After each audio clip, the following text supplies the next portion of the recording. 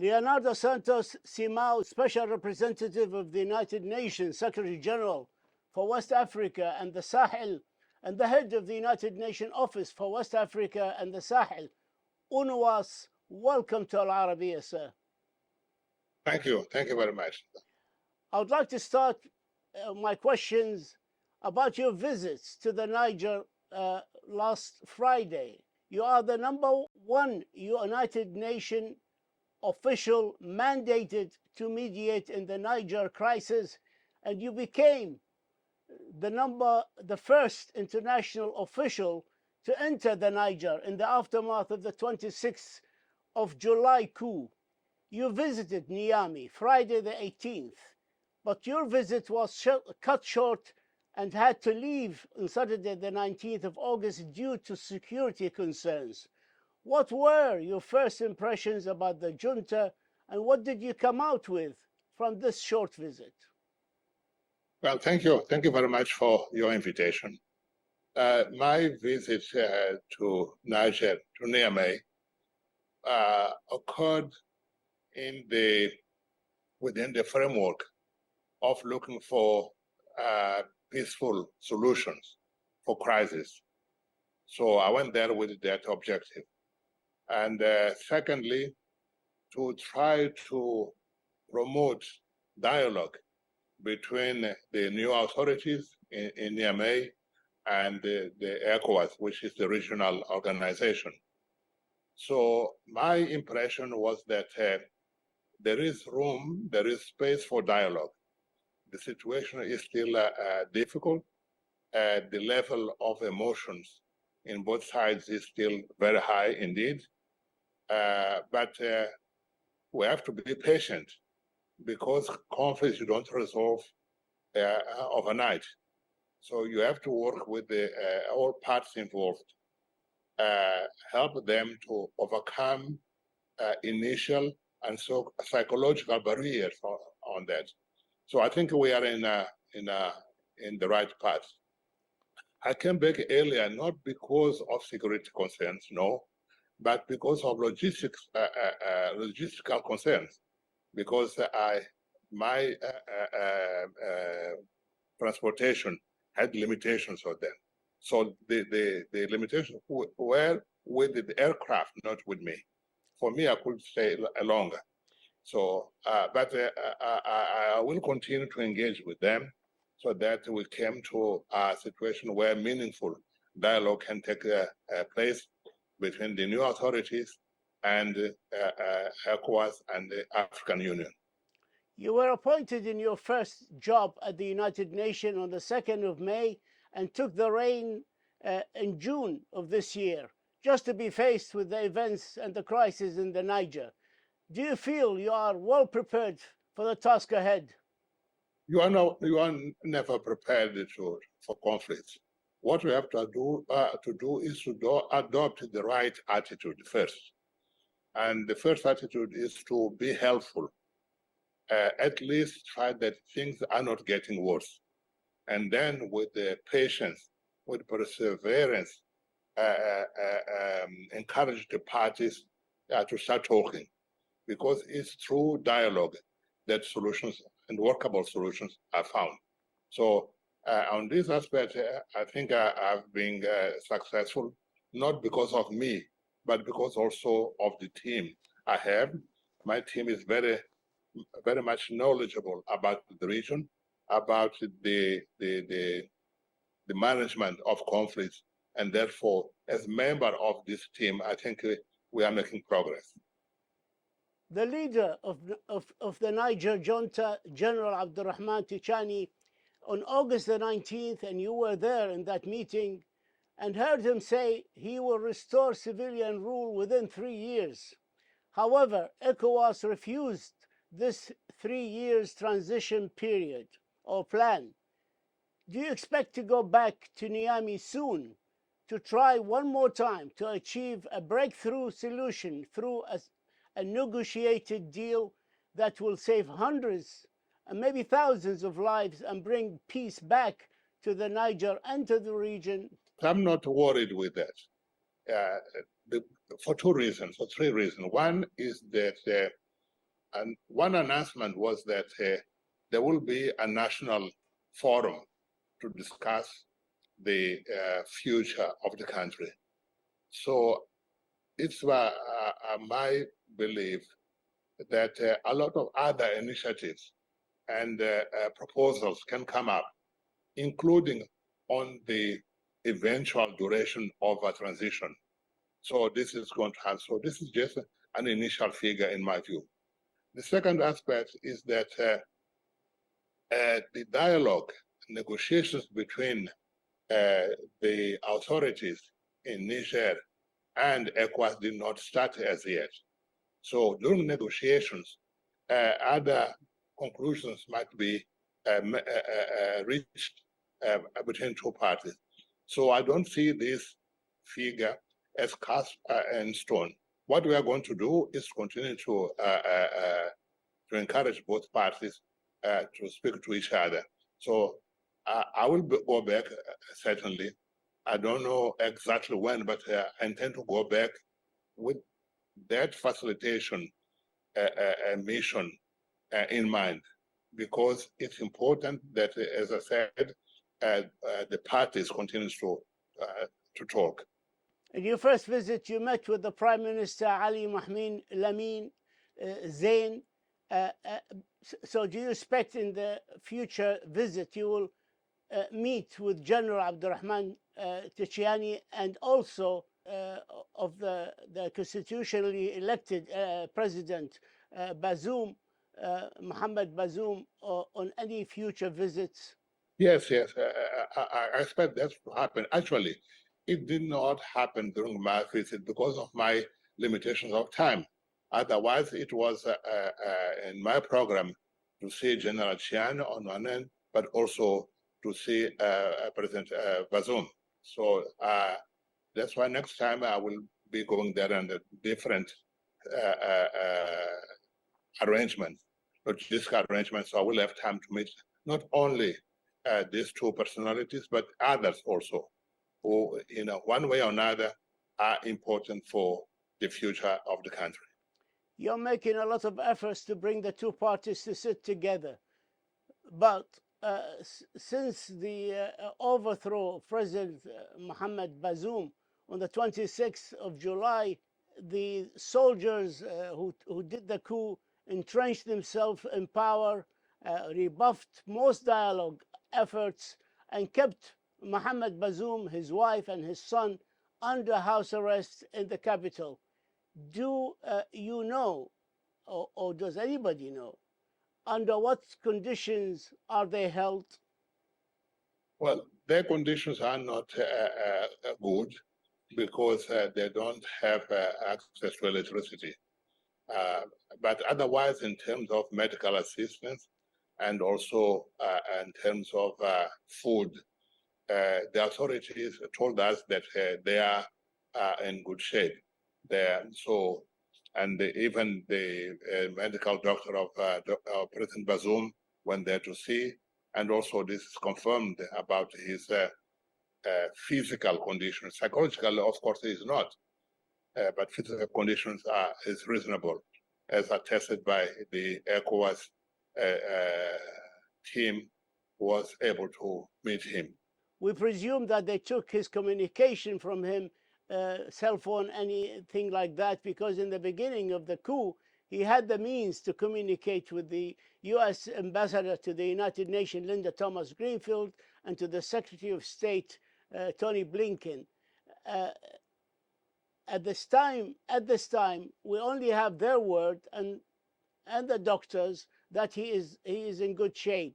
But hopefully you'll be able to go and see him and assure us all that he's in good health, he's well kept, because now the junta leaders are threatening to execute him, to kill him, if the country is invaded. Do we take this threat seriously? I think we have to take this, to see all this in the framework of very tense relations between the current authorities in Niger now and the ECOWAS. So this should be the way we have to see it. but I don't believe that they are going to execute. The same way that I know that from the ECOWAS side, there are a lot of efforts underway to find also a peaceful solution to the problem. So no one is giving up diplomatic and peaceful solution to the crisis. You are in Niamey, and surely you have a sense of what the people of the Niger want. A sense. Do you feel the junta have a real and genuine support among the people in the Niger? We hear about thousands of people in the capital lined up outside the main stadium to register as fighters and volunteers to help with other needs in case the junta requires support. Are we led to believe that they have the support of the people? Do you feel so? Well, it's very difficult to have a serious assessment during the time I was there. Also, when I'm there, I have limitations. I don't just walk around in the street talking to people as I could. So it's difficult. But what I was told and talking to some people during my stay is that there are two issues which are worrisome for the citizens of the country, in particular for Niamey. First is the threat of military intervention. So people are very much afraid that this intervention may take place, and therefore they are aligned they make themselves voluntary to increase the defensive capacity of the country, particularly the youth. So you have people lining in that stadium, but also in other places, so in big numbers. This is one aspect. The second aspect is that people are somehow unhappy with the sanctions applied to the country because they are affecting also normal citizens. They're not affecting. So these two circumstances are leading people to demonstrate their unhappiness because of that, which doesn't mean necessarily a support or not to the new authorities. One of your mandates is to support the efforts of ECOWAS. But when the United Nations say it is supporting ECOWAS in its efforts in the Niger, the United Nations has not made it clear what types of efforts it supports. Is the UN saying all types of effort, be it diplomatic or military effort? It is rather ambiguous statement by the United Nations. Can you kindly clarify it to us and to our viewers? Well, any military intervention on the UN, it's a sole responsibility of the Security Council. So my role is good offices to work with all parties involved through diplomatic, through peaceful means, so that a solution can be found. It is with these limits my work is taking place. And any military intervention is not a UN initiative. This is a sole responsibility of ECOWAS. Yeah, but our work as United Nations, we have our own mandate, which doesn't include any military intervention without the consent of the Security Council. Now this became clear to us. When you say efforts by ECOWAS, you mean diplomatic and peaceful efforts. We hear that the military preparations now by ECOWAS are for a long campaign of 3 months and maybe longer. It's not going to be a walk in the park, as one of the junta generals have said. Do you think a political solution is still possible? Yes, I think so. Yeah, I think a political solution is still possible. That's why we are all engaged on that. So, including, as I said, the ECOWAS and the African Union too. Yeah, so everybody is putting a lot of effort in finding a political solution to the crisis. 11 member states of ECOWAS out of the 15 members agreed to commit troops to military intervention if needed. That does not include, of course, the bloc of three countries, which is Guinea, Mali, and Burkina Faso. Is ECOWAS facing divisions now from within as an organization? Well, I cannot comment on that, but the only reason why I know is that these three countries, Mali, Burkina Faso, and Guinea, are not contributing troops because they are under sanctions themselves from ECOWAS. How do you see the very active role played by an Arab country from North Africa, Algeria, which opposes any military action against the Niger? You are meeting soon with their delegation, I understand, to the region. What do you expect from this meeting and from the efforts of Algeria? You know, all efforts to find a political solution to the crisis are welcome indeed. And Algeria has an important role to play. Algeria shares common borders both with Mali, which also is going through a difficult situation, but also with Niger also. Yeah, so the role of Algeria is very important in the overall efforts to find a political solution for the problem. There are fears in the region that the region is already plagued with insurgencies, plagued with terror groups such as Al-Qaeda, ISIS, Boko Haram, and could be plunged into an all-out war that further destabilizes the region and even beyond if an intervention, a military intervention takes place in the Niger. Is that a possibility, a real possibility? That's a real possibility. That's why we are all making all efforts to find a peaceful solution to this crisis in Niger, so that all the regional efforts are directed to fight terrorism. Terrorism is by far the main threat to the region. Niger alone has about 4.3 million people in need of humanitarian assistance. And then you have the similar numbers in other countries, in particular children and women. And therefore, we needed to solve this problem and concentrate the attention in fighting terrorism. The African Union Peace and Security Council suspended the activities of the Niger at the AU. Is that enough without concrete steps to restore constitutional rule in the Niger? Suspension itself is not a solution, but it creates the part of the conditions which are needed to find a negotiated settlement.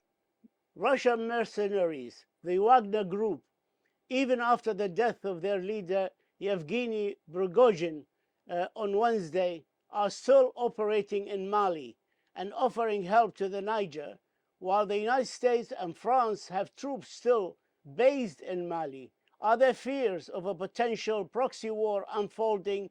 Do you consider this a possible and a dangerous scenario that could take place? What I can tell you is that in my meeting with the authorities, they told me that they don't have any contacts with any external military force. Okay.